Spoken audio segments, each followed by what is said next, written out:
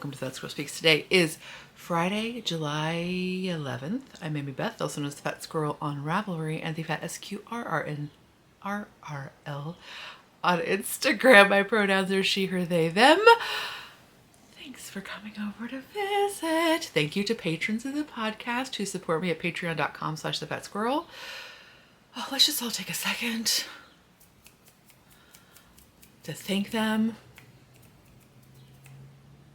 for making this thing possible. You had to walk through the room of shame. It's not really the room of shame, but it is a room of chaos. The front room of my house, which is the room that you walk into when you walk in from the outside, is the room that I work in. It's the room that I sew projects bags in. I think a fancy person might call it studio space, but it is not. It is the front room of my house. Studio sounds far too fancy for it. But it is a little bit chaotic. It looks a little bit like, you know, a fabric store exploded in it right now because I'm getting ready for Super Summer Knit Together, which is in Nashville next weekend. If you're in the area, there's a great market on Saturday, July 19th in the Scarlett Bennett Center, which is very close to the campus of Vanderbilt. And it is open to the public after, I want to say 1. It's open in the afternoon, but you can find more information at supersummerknittogether.com. Okay. But yeah, so I've just been zooming on the machine. And you know what? I just want to take a second to say I said thanks to the patrons, but also to say thank you to my body because she has been being very well behaved. I've been sewing a lot more hours than I normally do in a lot more consecutive days. And she's being very well behaved. I'm kind of putting it to her.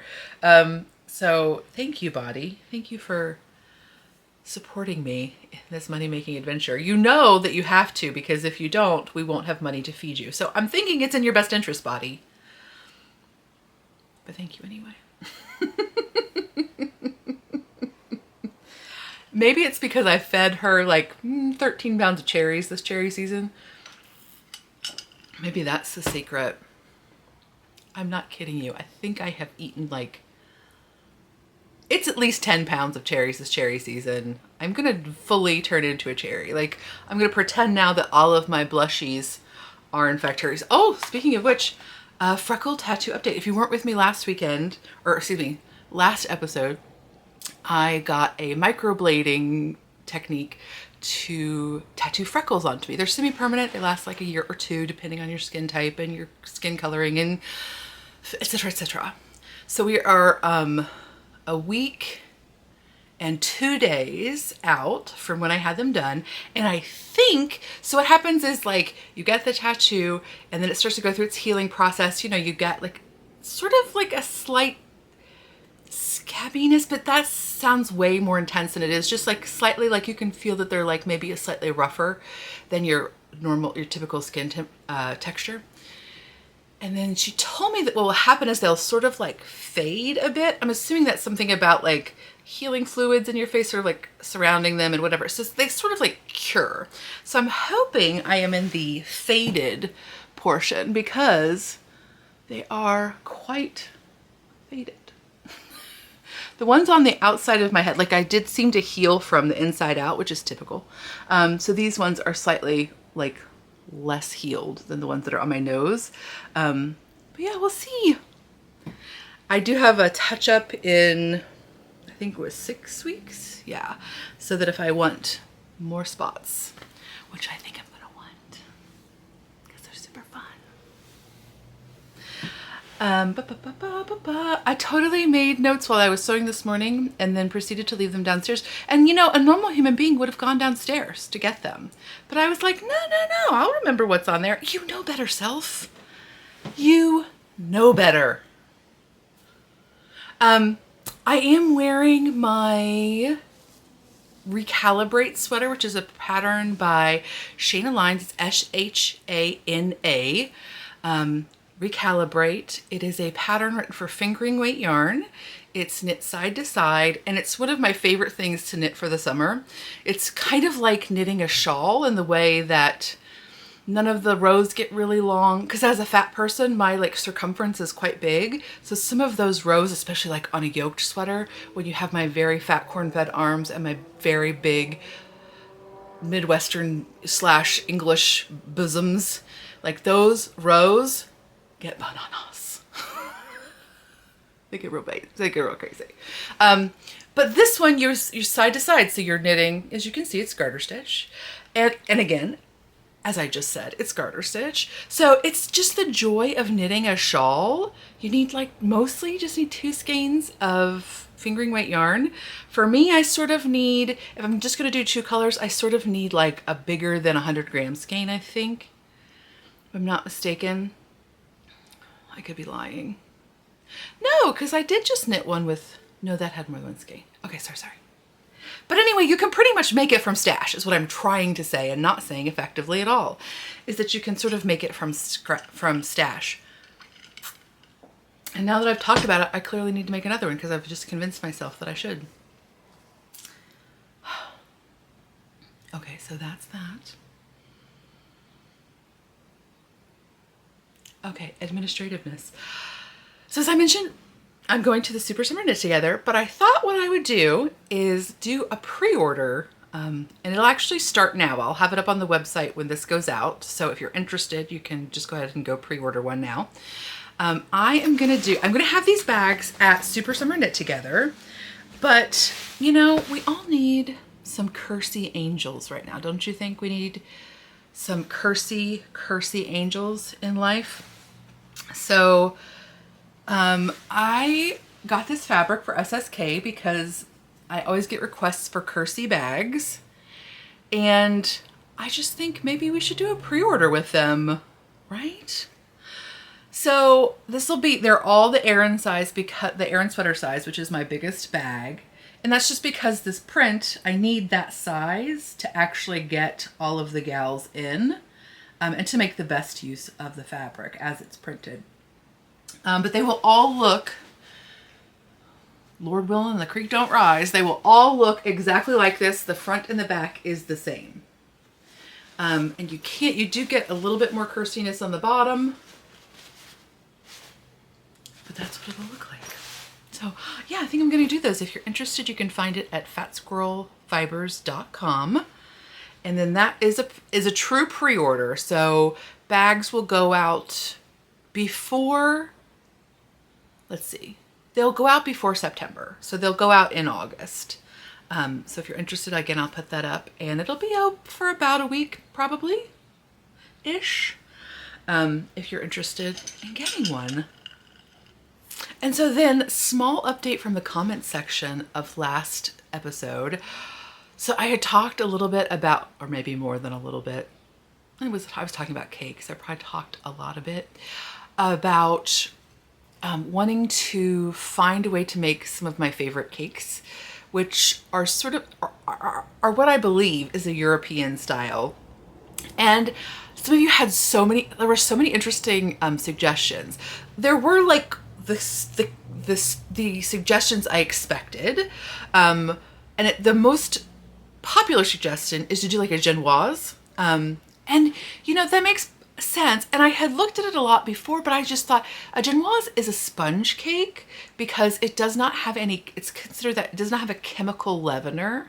So you're using the whipping of the eggs or the egg whites, depending on what kind of genoise you're making. You use that as the only thing that gives body to the cake. Like that's where the airiness of the cake resides.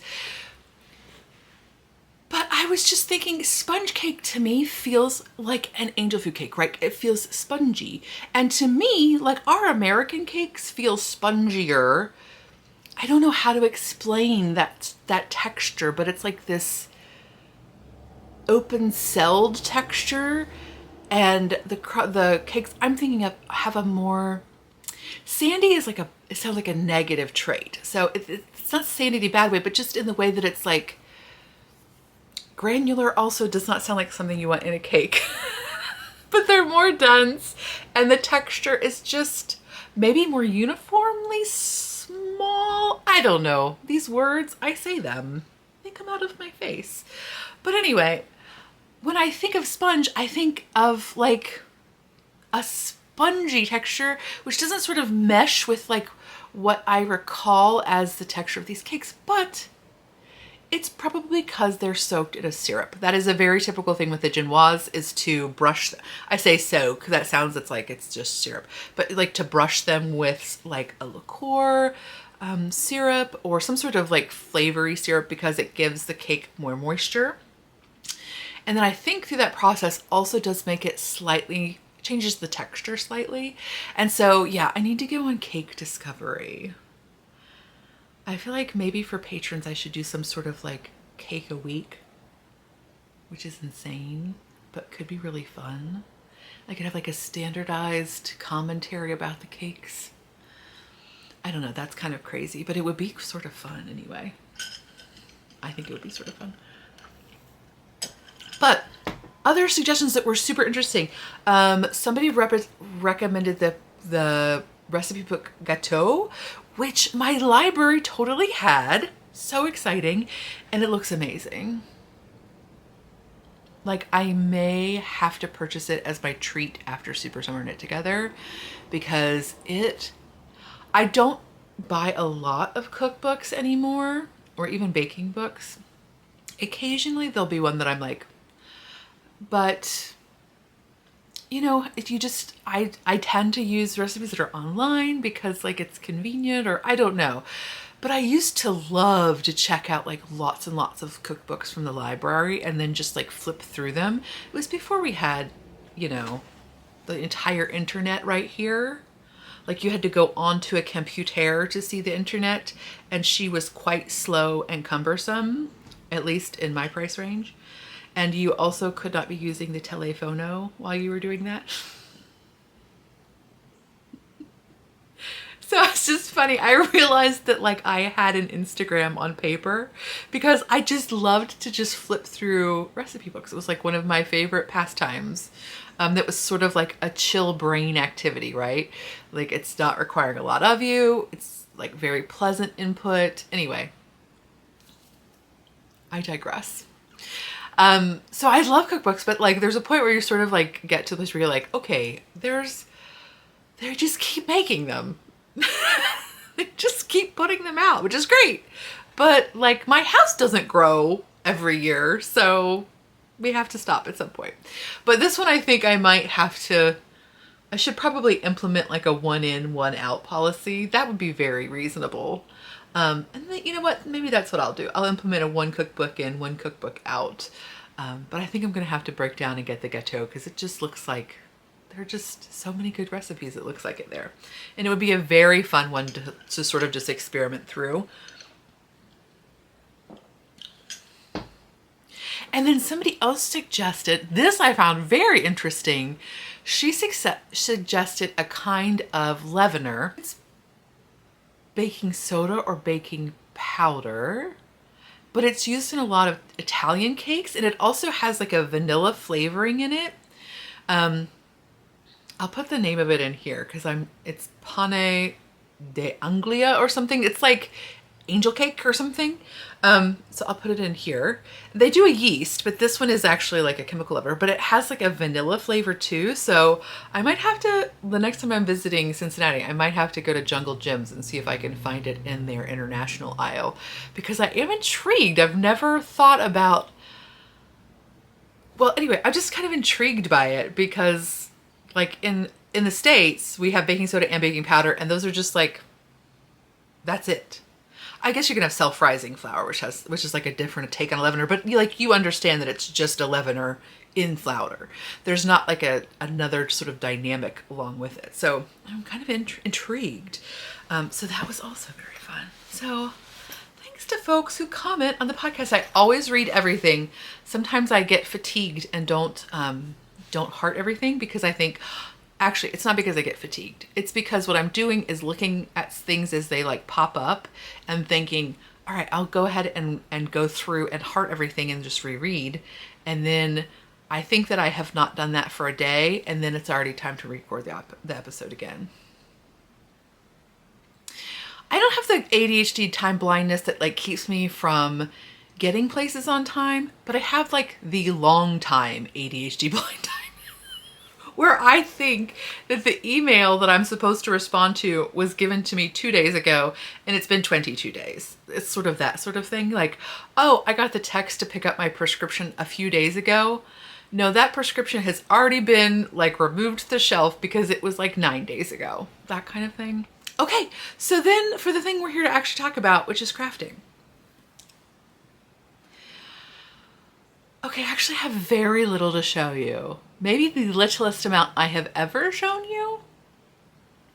I have been working on my Kara sweater, and so that is going well. Like I have like figured out, I talked to you a little bit last week that I had like sort of modified it and had gotten myself into a sticky wicket on part of it, and I had to like rip back and start again. But I've gotten that all resolved, and now I am almost done with my last front. So the only thing I have to do still is do, I have to seam her up and then do my ribbing like around the neckline and around the sleeves, and she'll be done. So that's mostly what I've been working on. But I did also, I don't remember if I talked to you last week or maybe the week before, I had mentioned that I might be crocheting a hippo.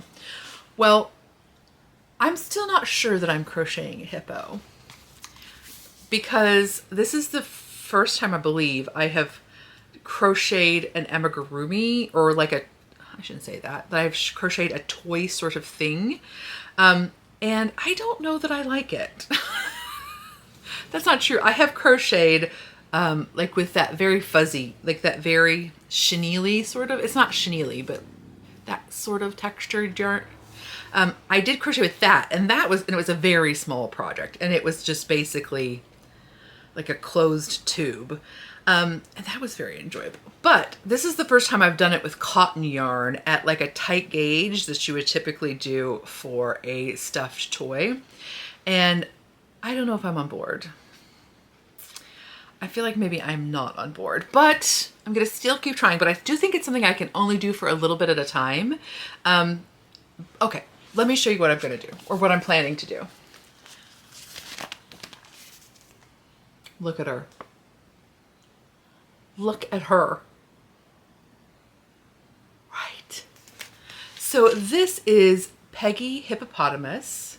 She is from the book Pika Pau 3. So P-I-C-A-P-A-U. There are 3 of them. This is the 3rd one. And there are lots of, I mean, you can see, right? There's the snail, there's bear, there's a rabbit, there's a chicken, a whale. The penguin is very charming. And these are all crocheted with worsted weight yarn, except some of them like have like a little bit of an accent or something in a different weight. But I thought it was very smart to go ahead and not do it in worsted, but just to do it in sport weight, because I liked the colors of the yarn that I could find in sport weight, and I didn't like the ones that were in worsted weight. I could totally hold 2 sport strings together, strings, whatever. I could totally do that, and I kind of thought that's what I was going to do, but I thought, you know what, let's just experiment with it as it is. So I purchased this yarn. It's the same designer, right? Pika Pau, P-I-C-A-P-A-U, and this is by Hobbii, H-O-B-B-I-I, and this is a sport weight cotton. So this is the color I planned on for her, and then these are sort of like the accompanying colors, right? That palette is so good. So that's why I got tricked into the sport weight instead of worsted weight. It's just the colors were so much better. And so this is exactly how much I have so far. So basically this is her nose. And I don't know about it. It is, I can actually see it. It's not the seam, because I was worried about that. It's just that it's physically like sort of demanding, because it is so, it's so snug that I almost felt like I was getting like a little bit of a, it wasn't a blister, but I was getting like that pre-blister sort of like burny, frictiony feel. So I had to like put it down because I was like, dude, this is insane. But I don't know. So we'll see. But one of the things I love about her animals, and I don't know that she'll be able to see this. Let me see if I can find a better example. Oh wait, probably in the place where she tells you how to do it. So there's two different ways you can do a single crochet, which is what the primary body of this is made out of, or which is literally what the body of this is made out of. Oh, see, that's not a great picture actually. You can do the crochet, the single crochet the typical way, and then you can wrap the yarn the opposite way. So the typical one is a yarn over wrap, but you can do it as a yarn under wrap. And when you do it as a yarn under wrap, it creates more of like, maybe you can tell better on her. It has this almost like crossed stitch effect. And I really like it. Like, I really like the way it looks. And again, this might be the other reason that I should really not do this with a single string or sport weight yarn, is because that doesn't show up as much because it's just obviously smaller. But there's a couple of different reasons that you can do it. One of them is to sort of make sure fabric tighter, which is of course great for a stuffed animal. And then another reason is that single crochet sort of slightly biases. Or I guess crochet in general, slightly biases. And when you do them this other way, so it's doing the yarn under crochet instead of the yarn over, it sort of like straightens it out a bit. So there are reasons to do it this way other than just like the aesthetic reasons, which I didn't know about. I just thought I liked the way it looked, but those other things are obviously very helpful as well. So yeah, that's literally.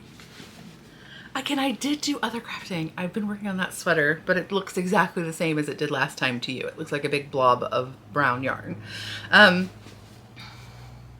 helpful. And of course now I'm also like, oh, I love this color. Maybe I should make a sweater out of this. Settle down, friend. Settle down.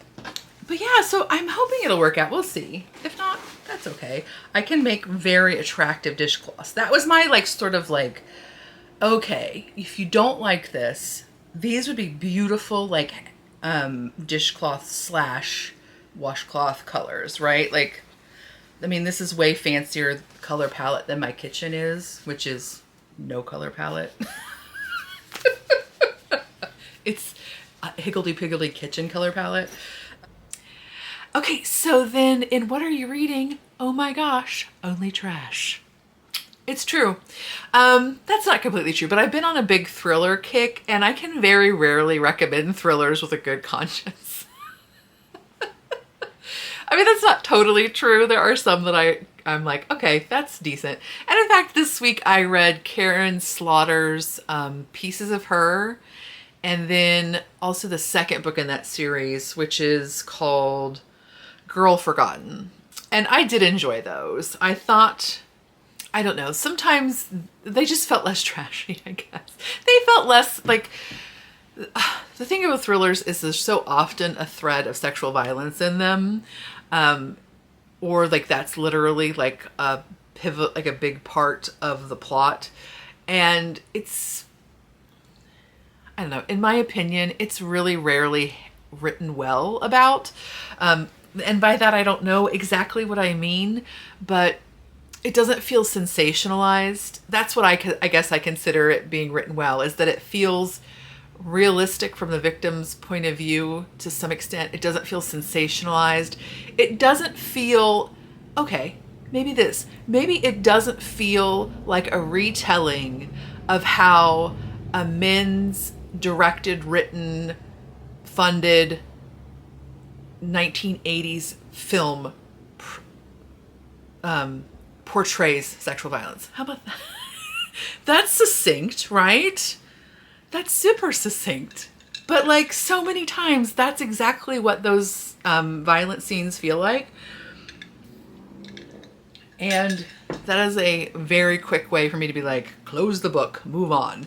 And so I was pretty excited about that because she has a lot of other books. She's a mature author and she has a lot of other books in her series. Well, she is mature and she has matured, because I don't feel like that about some of the earlier ways she's written about violence.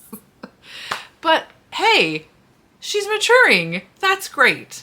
But neither here nor there. Mostly I've just been just cramming fluffy fluff murder into my brain. So,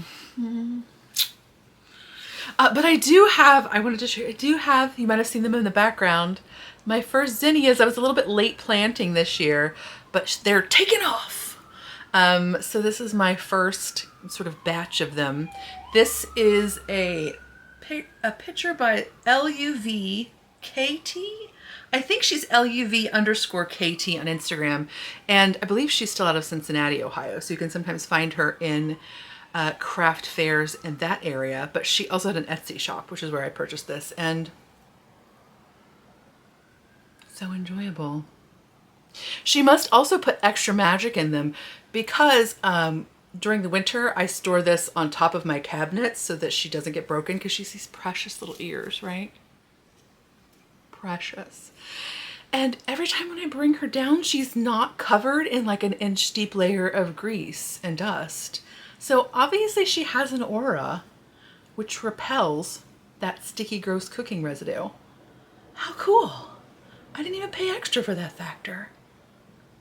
But anyway, I love her dearly. She does not live up here. I literally brought her up here to share with you, and I will take her back downstairs where she will live in a place that I can see her more often, because this is my bedroom and my eyes are usually closed in here, except when this gal wakes me up at 4 a.m., which I don't appreciate.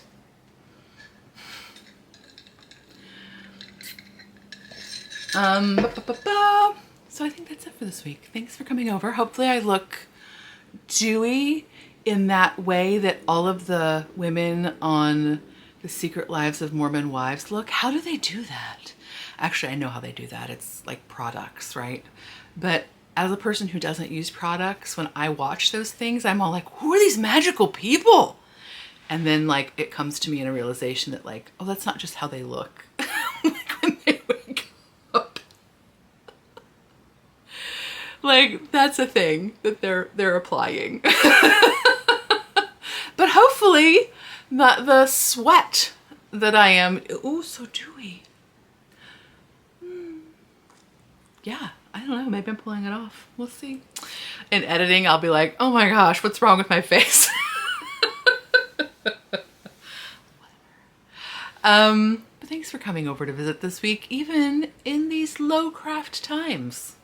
I appreciate your company and your whole face, your whole dang face. If I was there, I would just do this. I would just scooch it. That's like what my mama would do. I was watching something the other day, and it was like an action movie with Liam Neeson in it. That's my other thing when I don't want to feel feelings or be like stressed in a way that feels real is I'll watch action movies. They're not plucking at my heartstrings. But anyway, there was one that I was watching, and the actress in it, she did this thing where there's a scene where she's got her head down and she's like scratching her head in a way that is exactly like how my grandmother scratched her head. And it was the weirdest sort of like, okay, I actually had to just stop and look it up. The movie is called, oh carp. The movie is called Absolution, and the actress is Yolanda Ross. Anyway, it was just like the most, like I don't think of my grandmother and think of like how she scratched her head. Do you know what I mean? But this like very specific way that she put her fingers into her head and scratched, and it was like this crazy bridge between me and this woman that I do not know at all, and my grandmother did not know at all. And I don't know. Again, I am watching movies that are action based so that I don't have to feel feelings.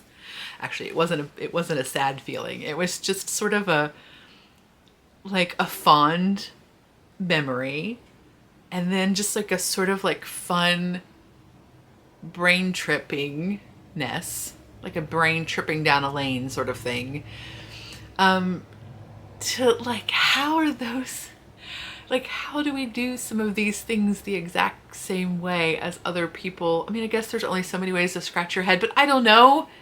Just gave me like warm fuzzies of like, we're all people. Maybe we'll learn that. And we'll want to take care of each other.